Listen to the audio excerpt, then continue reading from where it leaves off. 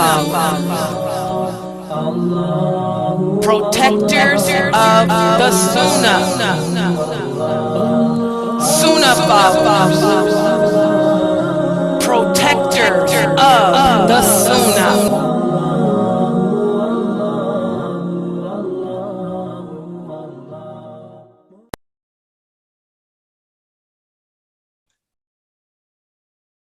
Alhamdulillah, wa salam Allah wa Rasulullah. Welcome to our hadith class, and we're studying the hadiths from Imam Bukhari's chapter of the Heart Softeners.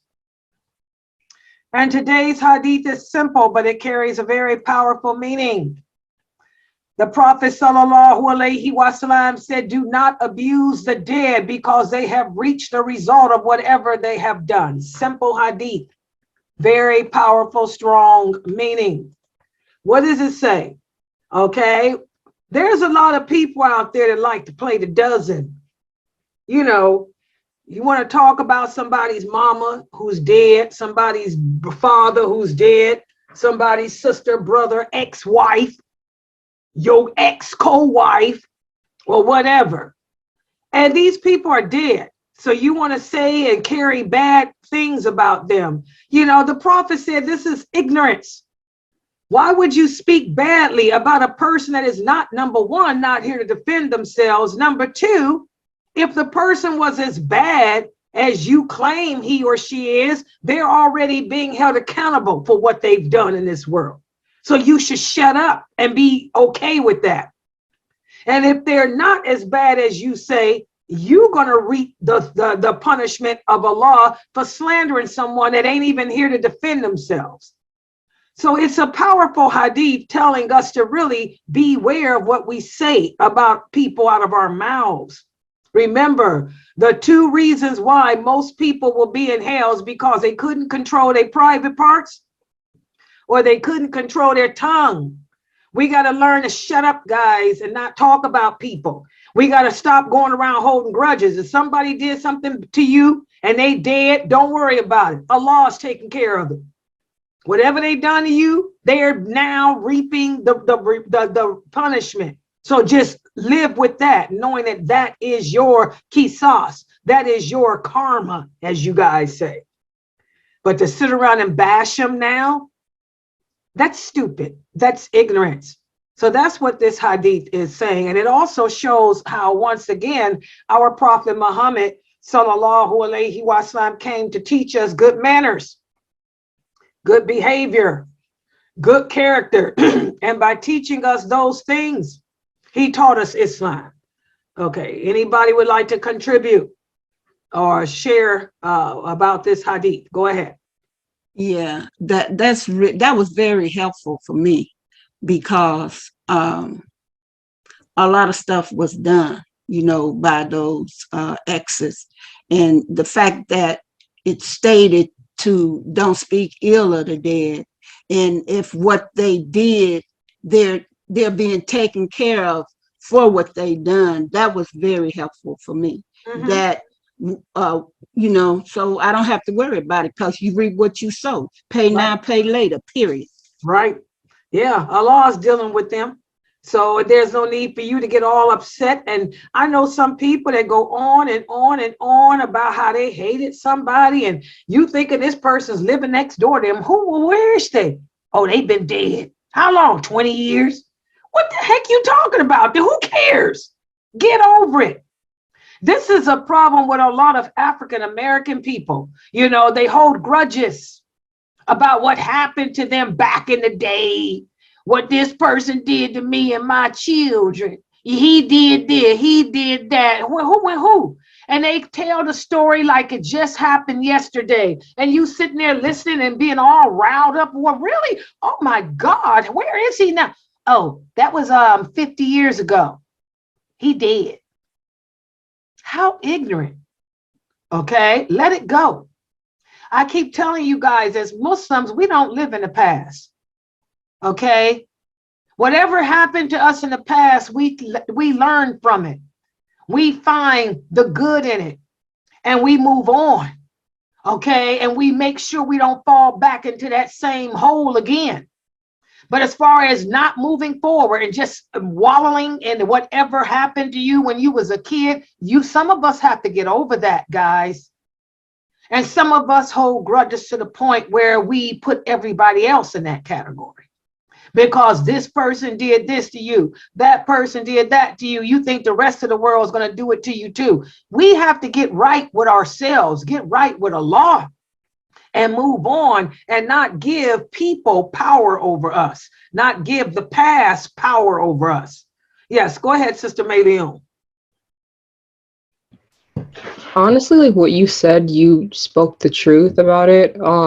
It just makes me think about, like, I definitely understand where it comes when people are like upset about people, doing you wrong. And I understand if you're frustrated and you want, justice to be served right now. But I think we just need to realize that Allah is in control and just like accept the fact that if Allah doesn't want to, fix the problem now, he doesn't have to. And if he does, just let it go. But I think one thing that I always try to remind myself is that if a person did something wrong to you and you fix it the way you possibly could, forget about it. The next day, it's a brand new day. Why are you still carrying this burden and just going with it? And then I think the worst part is when you're mad at one person, you take it out on everybody else who doesn't deserve it. Right. And you try to justify it and try to find ways, well, everybody's bad. It doesn't matter if people are bad, just let it go. Like, don't let that one person. A perfect example would be that hadith where the prophet talked about one of the prophets, and there was like an ant that came up to him, and he was upset because of what that ant did to him. So he burned it, he killed off all those other ants. And it's like, it's never that serious. You have to go around hurting other people in the process. And I think another thing that I recently been thinking about is like the amount of suicide rates that are going up. It's like, watch what you say to other people. And I really mean that. Like, stop making other people's lives miserable because you're miserable. Like, there are people who are, in a dark space and they will take their life, and you are held accountable for pushing them that far. That's and true. I think it's just sad. I think people need to stop and just grow up, move on, let it go, and like you said, move forward. Yeah, and we had to realize a lot of people, we are all different. We're not the same. Some of us are stronger than others, emotionally, spiritually, mentally. A lot of people are mentally ill. That's one of the signs of the last hour too, guys. Mental retardation, mental illness, stupidity will spread. We'll become more and more and more like animals, stupid, dumb, and all of that. Those are signs of the last hour, and most people have a lot of mental issues nowadays. And you don't know what place that person is in his or her life or their mind. And then you come and bring your miserable, unhappy, broken problems onto them, and you say something that just pushes them over the edge. You're held accountable for that. Like the prophet said, if you don't have anything nice to say, it's best to just be quiet. If you don't have anything positive to contribute, then just shut up. Because people are different. We're all in different levels of strength, different levels of faith, different levels of practice. And that's why I tell a lot of the Muslims out there, everybody wants to be a scholar. Everybody wants to be a daya. Most of you don't have the qualifications to be a daya, to be a scholar. You have to have patience, number one. You have to be distinct, number two. You have to know your religion and know people, number three.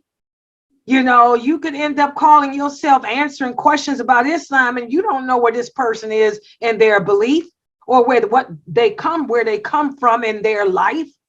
And you sit there and give them some harsh answer from a fatwa online website that ain't even based on Quran and Sunnah. And then you wonder why you hear next day the person had killed himself.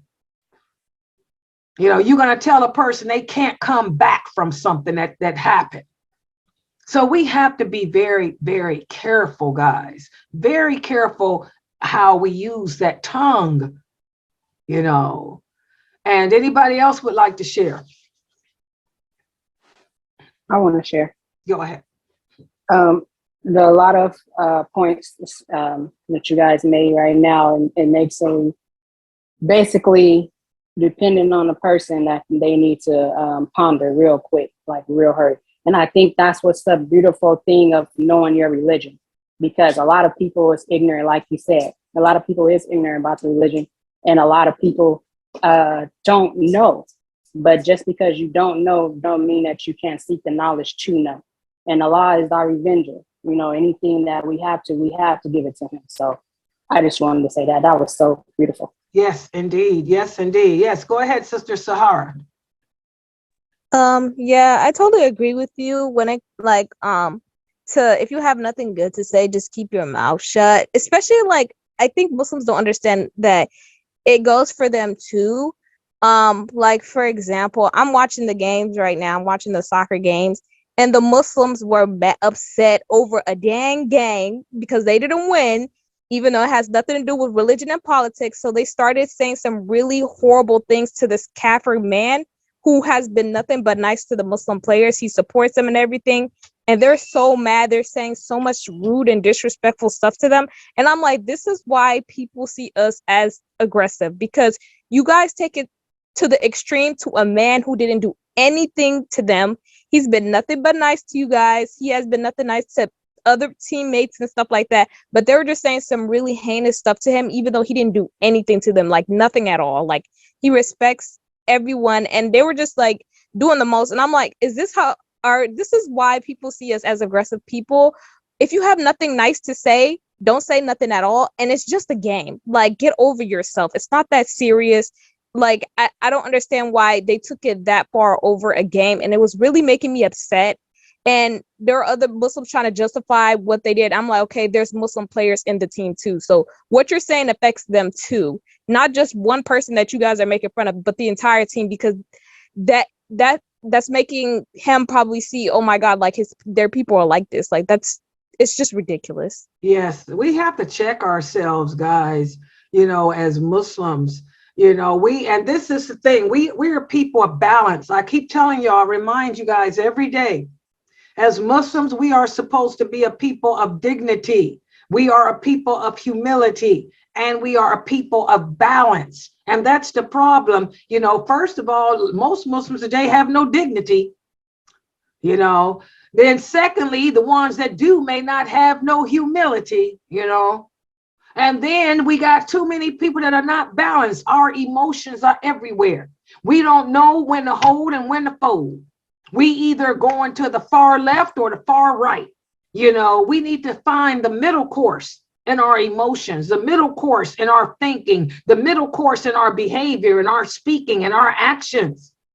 We don't want to go too far to the left, too far to the right. Balance, find balance in everything we say and everything we do, because we're supposed to be a people of balance.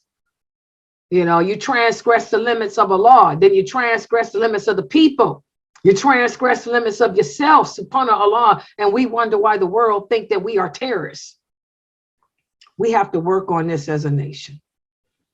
Okay, I'd like to thank everybody for joining and participating in this session of our Hadith class. I want to remind everybody, don't forget that tomorrow we have Dr. Asim. Please make sure you guys have your paper together on how what type of negativities, how there's evil in the creation of Allah. So that's going to be tomorrow. So subhanakallahumma wa bihamdika ashhadu an la ilaha illa anta astaghfiruka wa atubu ilayk.